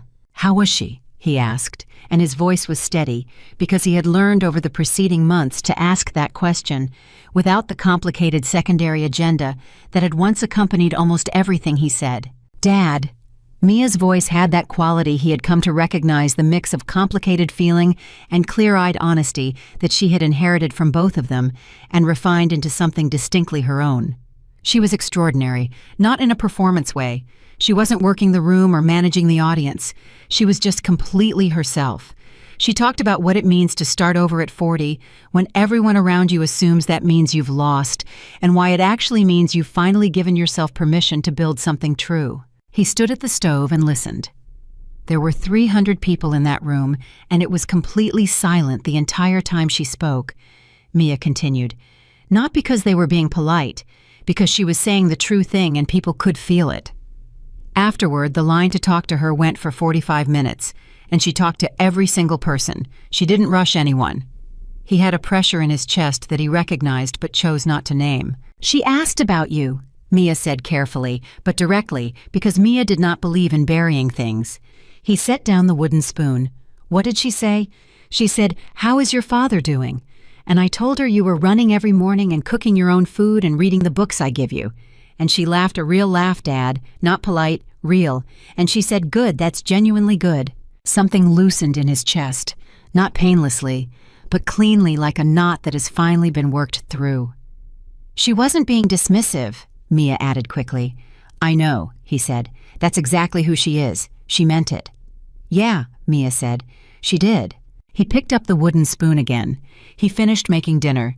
He ate at the kitchen table alone and thought about Emily Foster standing at a podium, saying the true thing in a room of 300 people who could feel it, and then spending 45 minutes with a line of strangers because she had always believed that the person in front of you deserved your actual attention, and he had spent 15 years of marriage receiving that attention and treating it as furniture, as background, as something so reliably present that it required no acknowledgement. He understood now what a catastrophic misunderstanding that had been. In June, a cream-colored envelope arrived at the apartment, a physical invitation, simple and precise in its design. The Emily Foster Foundation was opening a new resource center for women rebuilding after difficult relationships. The address was in Lincoln Park. He recognized it immediately. The address was his former mansion. He set the invitation on the kitchen table and sat with it for a long time. He thought about arriving at that house at 6:17 in the morning in November, smelling of someone else's perfume, finding it clean and wrong and silent in all the ways that had taken him hours to understand. He thought about the dining table, the white envelope, the wedding ring, the note written in careful cursive by a woman who had made her decision and communicated it with complete dignity. Emily had purchased the mansion as part of the divorce settlement, its value factored into the equity agreement. He had known this. He had not known what she intended to do with it. He had imagined in some vague and self-centered way that it would simply be her home, a reclamation of a space that he had filled with the evidence of his own success, and she would now fill with her own life. Instead, she had filled it with other people's new beginnings. The house where he had once staged his success had become a place where women who had lost their footing came to find it again. He wrote a check that evening, not a large one designed to make a statement, a genuine one calibrated to what he could give without performance, because Sandra Reyes had reorganized his finances with the thoroughness of someone who does not believe in financial theatrics, and he had accepted her reorganization with the gratitude of a man who understands he needs exactly that kind of discipline.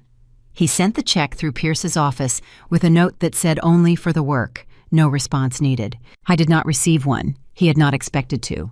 The summer moved through Chicago with its particular generosity, that season of the city that makes you understand why people endure the winters. Daniel ran every morning. He had dinner with Mia twice a month. He attended board meetings with the genuine focus of a man who understands that a seat at a table is not a throne, but a responsibility, and who has learned the hard way the significant difference between those two things. He made decisions that were sometimes wrong, and said so when they were, which was the version of himself he was working to make permanent. Walter Huang told him at the July board meeting in the direct but fair way that Walter had always communicated the hardest truths. "You're different, Daniel, not just operationally, as a person in the room. You used to lead like you were performing it, now you just lead." Daniel thought about that for days, the performance of being someone versus the actual being of someone. He had confused the two for so long and so completely that he had stopped being able to distinguish between them, and the people around him had adjusted to the performance, some of them preferring it because performances are impressive in ways that real things sometimes are not. Vanessa had preferred the performance. She had been in her own way a performer too, and they had reflected each other's performances back and called it connection, which was perhaps the most expensive mistake he had ever made. Emily had never been interested in the performance. She had been interested in the man underneath it, who had existed once, and who she had waited with a patience that exceeded anything he deserved to see return. When it became clear he had no intention of returning, she had left, not to punish him, to protect herself. And in doing so, she had with characteristic thoroughness also protected his company, his employees, and whatever chance he had of eventually becoming the person she had once believed he could be. In September, almost exactly 1 year after the morning, he came home to find the house empty and the ring on the table. Daniel attended a business conference at a downtown hotel. Not as a featured speaker, he had been invited to speak, and had declined because he did not yet trust his own voice. In that context was not yet certain. He was building something true enough to stand behind a podium and advocate for, but as an attendee, which was a role he was finding more instructive than the one he had occupied for years. I was in the lobby between sessions when he heard her. Not the words.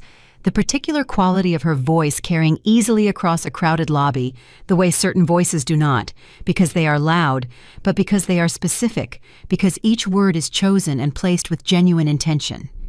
He turned without thinking the way you turn towards something your body recognizes before your mind has caught up. Emily Foster stood 20 feet away, talking to a group of 4 people who were listening with the complete unguarded attention that people give only to someone they find genuinely compelling. Not compelling because of title or performance or the architecture of impressiveness, but compelling because what she is saying is true and they can feel it. She was not the woman who had moved through dinner parties with careful composure and the practiced smile of someone executing a role she had not chosen. She was not the woman he had last properly seen across a gala table, looking tired in a way he had noticed and categorized and dismissed. She was the person she had always been, finally with nothing over the top of it, finally in a life that fit her. She looked up and saw him. The lobby continued around them, completely indifferent, full of the ordinary noise of a professional event. And in the middle of it, those 2 or 3 seconds where they stayed where they were and looked at each other. Something passed between them that required no words and was understood by both of them completely. She said something brief to the people beside her and walked toward him. He walked toward her. They stopped a few feet apart and looked at each other with the specific honesty of 2 people who have nothing left to perform for each other and both know it. "Daniel," she said. "Emily," he said. And then, because it was true, and because she had earned hearing true things spoken plainly, "You look like yourself." Something moved across her face. Not a smile exactly. Something warmer and more layered than a smile, carrying in it the full weight of the year that had passed between them. "I am myself," she said. "That took some work." I know, he said. I got to see some of what it cost. A pause. The lobby noise continued around them, irrelevant. She looked at him with that quality of attention he had spent 15 years receiving without understanding how rare it was, her full genuine attention, not searching for anything, not managing anything, just looking honestly at what was in front of her. "How is the company?" she asked. "Better," he said. "Smaller and better. Sandra Reyes is terrifying and excellent." A real smile, brief. "I know. I've heard good things." "How is the foundation?" "Growing," she said, and her voice carried the specific quality that attaches only to work you have chosen entirely for yourself. "Second location opening in Hyde Park this spring." "Emily, I know," she said simply, not dismissing the compliment, just already at peace with the thing she had built, not needing his confirmation of it. "I'm proud of it." He stood there and absorbed the particular specific pain of watching someone you underestimated for 15 years inhabit their own excellence with complete ease. Not performing excellence, just being it. The way she had always been it quietly in the background of his life, and he had never once looked up long enough to see it clearly. "I got your letter," she said. "In April." I didn't reply. That was the right call. She said it without edge, as a fact. He looked at her. He thought about everything he wanted to say about the year, about the understanding he had arrived at in its worst and most clarifying moments, about the particular form of gratitude that exists for someone who protected you when they had every reason not to. He thought about all of it and understood that none of it was his to put on her. She had not come across this lobby to receive his processing of his own growth. She had a conference to attend and work to do, and a life that was entirely hers, and what she had offered him by walking over was already more than he had earned. "Are you happy?" he asked. Just that. Just the true question. She looked at him for a moment. The lobby noise, the September light through the hotel windows, 22 years of history between two people standing 4 feet apart in a place they both happened to be. "Yes," she said. And the completeness of that single word was more than any qualified or complicated answer could have been. "I really am. For the first time in a long time, everything is mine. The decisions, the pace, the direction, all of it. And it's different than I expected it to be. Different how?" She considered it honestly, the way she always considered things before she answered them, which was a quality he had once found slow and now understood was exactness. "I expected it to feel like relief. Like finally exhaling. And it is that. But it's bigger than that. It's like discovering a whole floor of yourself you didn't know existed because you were always living in someone else's house." He said nothing. There was nothing to add. "I'm genuinely glad you're doing better," she said. "Not diplomatically glad, actually glad." "I know you mean that," he said. "That's the difference. I know when you mean things now." Something settled in her expression. "You didn't always." "No," he said, "I didn't." Across the lobby, her name was called one of the people she had been speaking with, the comfortable signal of someone whose time is genuinely in demand. She glanced toward them and then back at Daniel, and there was a brief moment, one breath too, where they were simply two people who had known each other very well for a very long time, looking at each other without agenda. "Take care of yourself, Daniel," she said. "Not for the company, not for Mia, for you, because you're worth taking care of." He felt that land somewhere that had been empty for a long time. "I'm working on it," he said. "I know," she said. "I can see that." She stepped back. She walked across the lobby, and the conversation she rejoined resumed around her, and her laugh carried across the open space, full and unguarded, and entirely her own, the laugh of a woman who has reclaimed the right to be delighted by things. It was the laugh he remembered from the earliest years, before the weight of performing their life had pressed it into something more careful and contained. He had not heard it in a long time. He stood where he was for one moment. Then he turned and went back to the conference. He sat through the afternoon sessions with the full, genuine attention he was learning to bring to things. He asked a question during the final panel that came from real curiosity rather than the desire to be visible.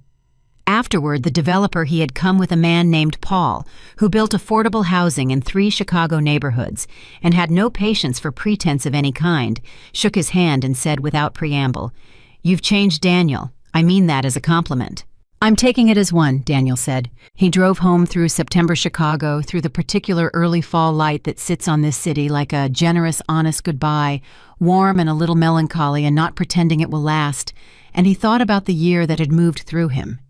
He thought about who he had been on the morning he walked through the door of his mansion at 6:17 in the morning and found his life rearranged by someone he had underestimated so thoroughly and for so long that her capability had been able to move through his company unseen for 8 Sunday evenings while he was busy elsewhere. He thought about who he was now, a man driving himself home in a regular car to a regular apartment where there was food in the refrigerator. He had bought a book on the nightstand his daughter had recommended, and a run scheduled for 6 in the morning, because he had made himself a promise and he was keeping it. Not for anyone watching, not for any audience, because it was the right thing to maintain, and maintaining right things regardless of observation was the man he was working to be. He parked and sat in the car for a minute. He thought about Emily Foster walking back across the lobby of a Chicago hotel to the work that was entirely hers, carrying the unguarded laugh of a woman who had chosen herself completely and found that the choosing had been worth every difficult necessary cost. I thought about what she had said. Take care of yourself, not for anyone else, for you, because you're worth taking care of. He thought about the specific generosity it required to say that to someone who had failed you. He thought about what kind of person says that honestly and means it, and he knew the answer completely, had known it for 22 years, had simply chosen at some catastrophic point in the middle of his own success to stop seeing it. He went upstairs. He called Mia not because it was their scheduled night, but because he wanted to hear her voice, and that impulse, simple, uncomplicated, requiring nothing from her except her presence, was one of the new true things he was building his life around. She answered on the second ring. Dad, not our usual day. I know, I just wanted to talk. A brief pause. Then, with the warmth of someone who has been waiting for this version of her father to show up and is trying not to make too much of it in case she startles him. Okay, give me 2 minutes. Take your time, he said. He sat at the kitchen table and waited, and the apartment was quiet in the way that his life was quiet now. Not the hollow accusatory silence of a mansion emptied by someone else's departure, but the genuine quiet of a space that belonged to him and that he was filling slowly and imperfectly and honestly with a life he had actually chosen. Mia came back on. Okay, I'm here. How's the book? He asked. The one you gave me last month. Are you actually reading it? I'm 60 pages in. Dad. Her voice had something in it that he hadn't heard directed at him in years, something that might have been carefully and tentatively and with full awareness of being possibly premature pride. What do you think so far? I thought about the book. He thought about the conversation. He thought about the kitchen table and the morning runs and the smaller company with genuine accountability and the compliance officer who asked hard questions and the developer who said you've changed and the woman in the hotel lobby who said you're worth taking care of. He thought about a 22-year marriage that had ended in a lawyer's office in March. He thought about a woman who had built her freedom over 8 Sunday evenings while he was looking somewhere else. He thought about a ring left on a dining table and a note written in careful cursive and the particular devastating mercy of being handed a door out by the person you had failed most completely. He thought about what it had cost her. He thought about what he owed. Not to her, she had released him from that cleanly and completely, but to himself, to the version of himself she had believed in before he stopped believing in it, to the life that was still possible if he was willing to build it on something real. I think, he said to his daughter, that I'm only just starting to understand what it's actually about. Mia laughed, her mother's laugh landing in a kitchen in the West Loop on a September evening, full and unguarded and completely genuine. Keep reading, she said. It gets better. He would, and this time he was paying attention, because the woman who had seen everything clearly before he could, the woman who had walked away, not as a defeat but as a declaration, not as an ending, but as an arrival at the life she had always deserved, had shown him in leaving the one true thing he had spent 15 years too busy and too certain and too blind to learn. The quietest person in the room had always seen the most, and the person who walks away with nothing but their own integrity is never the one who lost.